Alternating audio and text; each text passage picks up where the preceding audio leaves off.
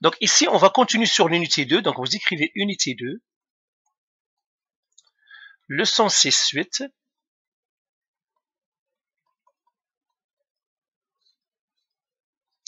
Vous écrivez la date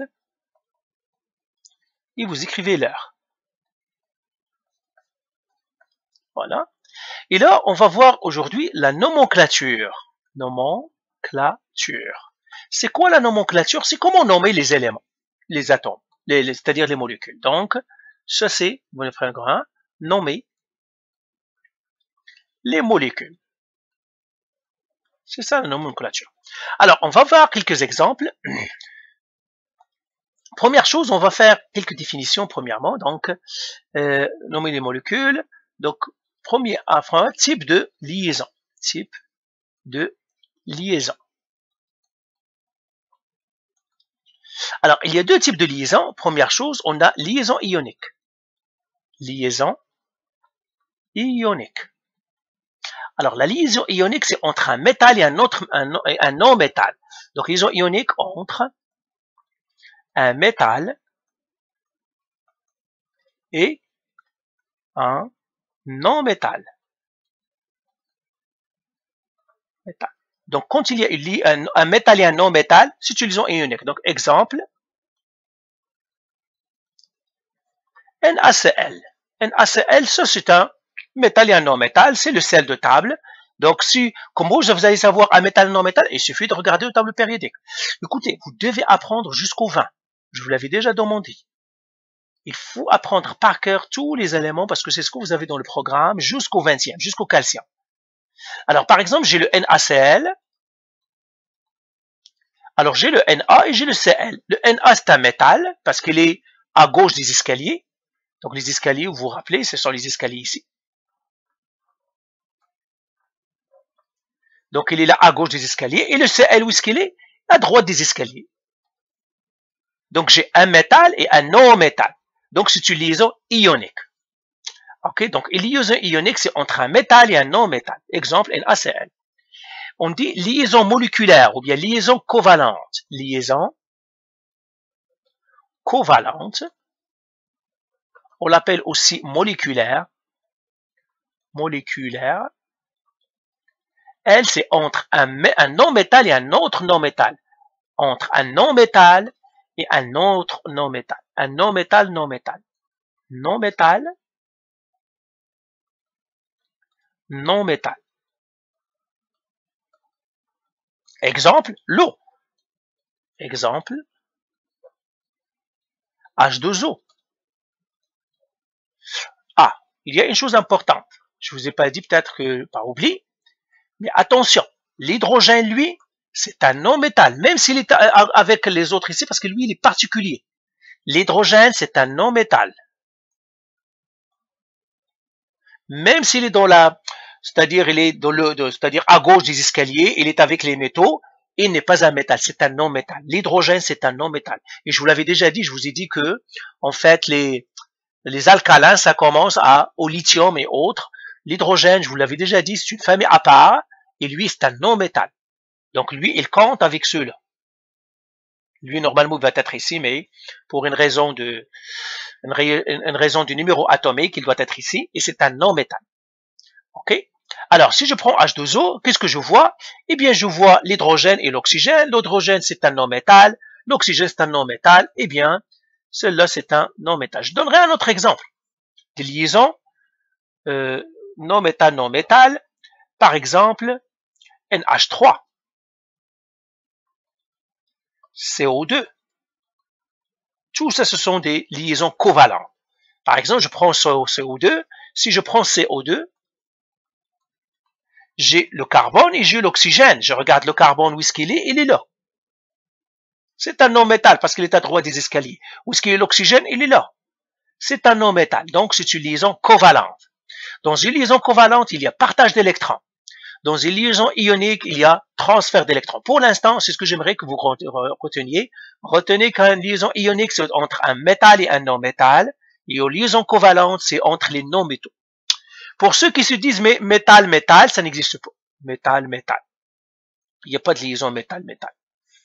OK? Tout simplement parce que les métaux veulent perdre des électrons, l'autre aussi veut perdre, il n'y a personne qui va accepter les électrons.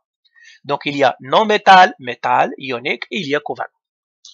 Donc ça c'est très important à retenir. Une fois qu'on a retenu ça, maintenant on va faire quelques exemples. Donc on va faire ici, grand 2, nomenclature.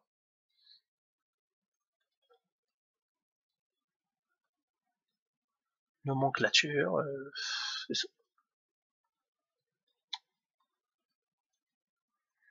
exemple, on va faire tout simplement exemple. Alors maintenant, comment je vais appeler NaCl? Encore on va faire NaCl. Comment je vais nommer celui-là? Eh bien, première chose, qu'est-ce que je vais faire? Je vais les croiser. Et je vais écrire leur nom.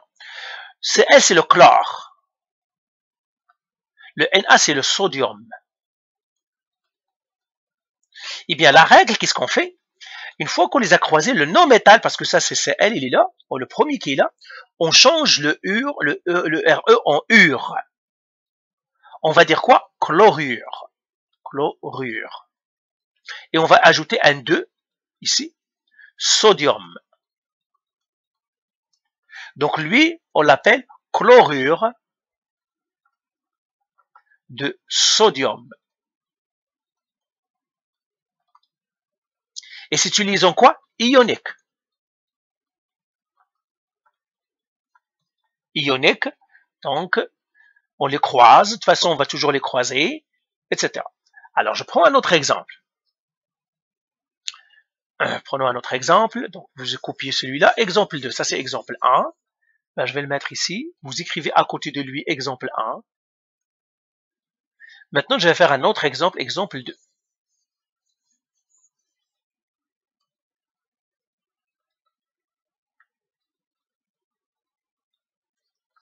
Disons j'ai celui-là, KF. Eh bien j'ai KF, qu'est-ce que je dois faire en K? Je dois les switcher. Je vais les écrire ici, KF, je les switch. Le F c'est le fluor. Le K c'est le potassium. Potassium. Toujours regardez votre tableau périodique. Si vous ne connaissez pas le nom d'un élément, vous regardez votre tableau périodique. Ok, le F par exemple, il est là. C'est le fluor. Le K, il est là. C'est le potassium. Et comme je vous dis, si apprenez les 20 premiers, parce que généralement, vous allez toujours utiliser les 20 premiers. Jusqu'à celui-là, c'est pour cela que vous devez les apprendre par cœur pour que vous les reconnaissiez, rien qu'en les regardant. Ah, pas ici, c'est ici. Alors lui, qu'est-ce qu'on va faire? Le RE, on va le changer en ur. Toujours, on change en ur. Qu'est-ce que je vais faire? Fluorure. Fluorure. Et j'écris 2. Toujours de jardin. Et celui-là, je ne le change pas. De potassium.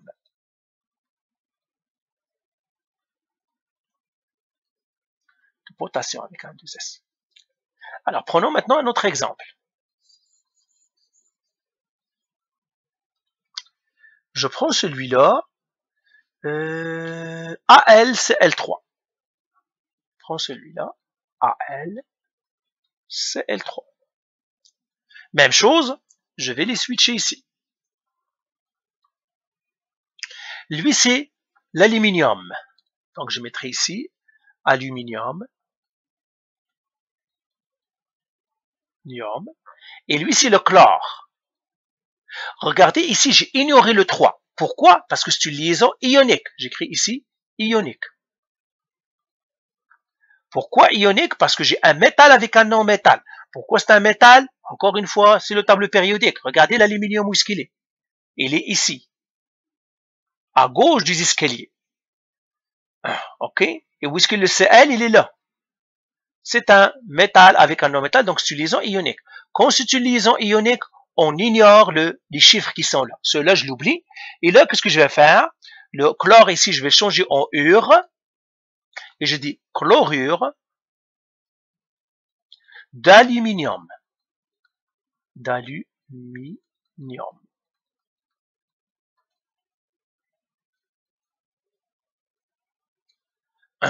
Alors, je prendrai un autre exemple. Je vais prendre celui-là. MgO. Donc, je passe tout ça. Et je fais en MgO. Troisième exemple, donc vous écrivez ici exemple 3. Et on va écrire MgO. MgO aussi, c'est une liaison ionique. Donc, on a fait ici que les liaisons ioniques, la nomenclature des liaisons ioniques. MgO, ben, la même chose, je vais l'écrire au milieu. MgO, je switch, c'est-à-dire je les croise. Lui, c'est oxygène. Lui, c'est le magnésium. Magnésium. Encore une fois, votre tableau périodique, il vous le donne ici. Le magnésium, il est là. Et l'oxygène, bien sûr, il est là. Vous voyez, c'est un métal avec un non-métal. Donc, j'ai le magnésium. Seulement, l'oxygène, on ne dit pas oxygure. L'oxygène, c'est un cas particulier, on dit oxyde. Donc, ça, c'est un cas particulier. Donc, toujours, c'est une exception. L'oxygène, on ne dit pas ure, on ne dit pas exogénure, on dit oxyde. Oxyde de magnésium. Vous voyez, la deuxième partie ici, on ne la change jamais. On ajoute un mot 2, et puis c'est tout. C'est celui-là qu'on change. Donc, voilà comment on nomme les éléments qui sont ioniques. Maintenant, on va faire nomenclature des liaisons covalentes. On va l'écrire ici. Nomenclature des liaisons ou bien des composés covalents. Des composés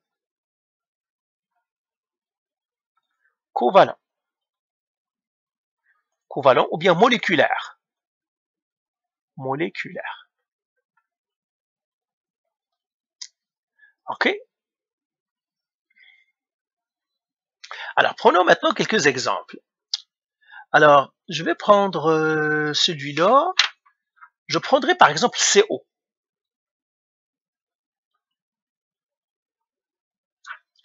Alors, par exemple, CO, celui-là, c'est une liaison covalente. Pourquoi? Il suffit que je regarde mon tableau périodique. J'ai le CO. Le C, alors je vais effacer tout ça, ce qui est là. Le C, c'est quoi? C'est le carbone. Et le O, c'est l'oxygène. Alors, j'ai le CO. Ils sont tous les deux à gauche des escaliers, à droite, pardon, des escaliers. C'est une liaison covalente parce qu'ils sont non-métal avec un non-métal. Mais comment on va les nommer? Eh bien, la même chose. Je vais les croiser premièrement. J'ai CO. Je vais faire lui ici, lui ici. Lui, c'est oxygène. Ça va faire oxyde, oxygène. Et lui, c'est carbone. Et là, qu'est-ce que je vais dire? Je vais dire oxyde de carbone. Mais dans ce cas-là, on va dire monoxyde. Pourquoi? Parce que je n'ai un seul oxygène ici. Parce que j'ai un seul, j'écris monoxyde, donc attendez, j'ai mes deux O, monoxyde de carbone. J'écris ici monoxyde de carbone. Monoxyde. Encore une fois, j'ai mis un O de plus. C'est monoxyde.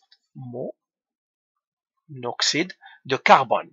Donc, celui-là, je l'appelle monoxyde de carbone. Monoxyde de carbone. Alors, pourquoi on l'a fait mono? C'est parce qu'il a un A. Maintenant, je vous donnerai un tableau, parce que si j'ai 2, qu'est-ce que je dois faire? Si j'ai 3, alors on va utiliser toujours ce tableau que je vais donner ici. Donc, c'est un tableau. Alors, donc ici, j'écris nombre.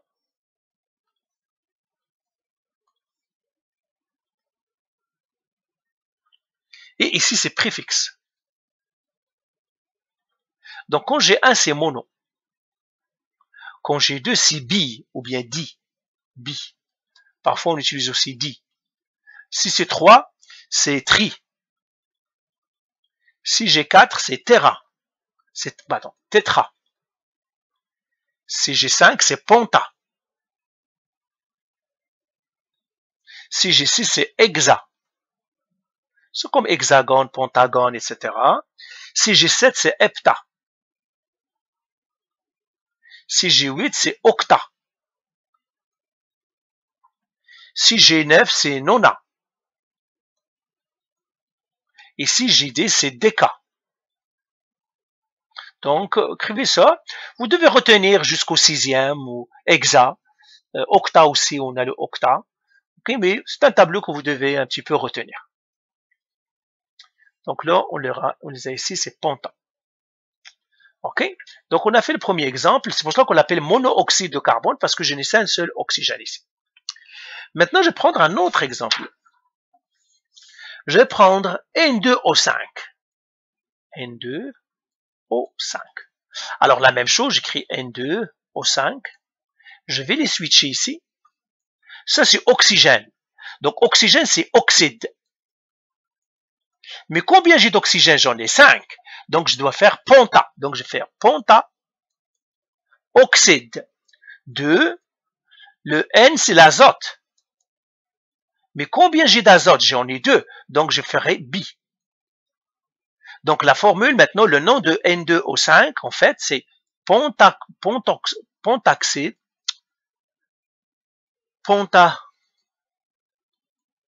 pentaoxyde de biazote.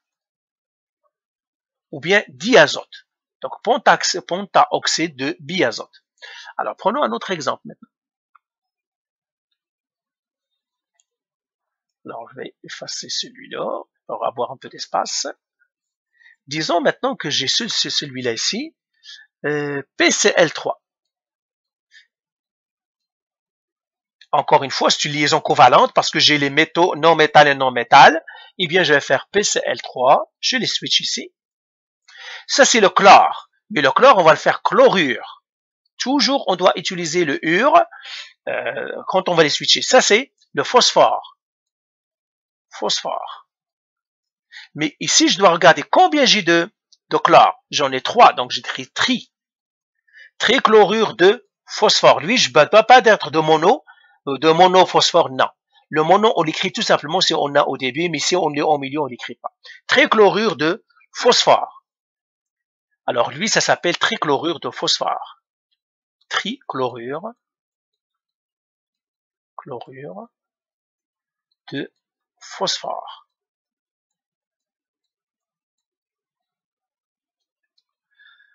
Ok, alors oui, je vais prendre deux autres exemples, deux autres derniers exemples et c'est tout. Alors, disons que j'ai quoi l'autre? Toujours avec l'oxygène, hein, ça arrive toujours avec l'oxygène, mais je ne veux pas avoir un avec l'oxygène. J'aimerais avoir d'autres sans l'oxygène. Alors, alors, je cherche un autre. Oui, je vais faire avec l'oxygène encore, mais on n'a pas le choix, on va le faire. On a NO2. NO2, même chose, NO2, je les switch. L'oxygène, c'est oxyde. N, c'est l'azote. Et là, j'ai deux oxygènes, donc je vais faire bioxyde de azote, parce que je n'ai qu'un seul azote. Donc, bioxyde d'azote. OK, donc tout simplement, pour le français, je vais mettre un A ici, et je vais mettre ici. Donc, lui, c'est bioxyde d'azote. Bioxyde d'azote. Donc, je crois que je vais arrêter ici. Donc, voilà comment on nomme les éléments. Alors, pour résumer, faites attention. Vous devez toujours savoir est-ce que la liaison est ionique ou bien covalente. S'il est ionique, on oublie les chiffres. Les chiffres n'ont rien à voir. Mais s'il est covalente, on doit tenir compte des chiffres. Comme ce que j'ai fait ici, bioxyde d'azote. OK?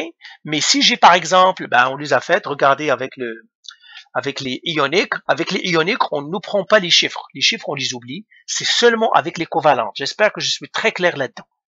Les chiffres ici, le mono, le bi, le tri, le téra, etc., on les utilise quand les liaisons sont ioniques. Quand les liaisons sont covalentes. Ça veut dire c'est entre un non-métal et un non-métal. Quand les liaisons sont ioniques, on ne prend pas les chiffres, on les oublie. On n'écrit que les éléments qu'on voit ici. Donc, je crois qu'on a fait le tour là-dedans. Donc voilà, c'est pas la peine que je rallonge la vidéo pour rien. Et c'est tout. Donc voilà pour celle-là. Faites les exercices.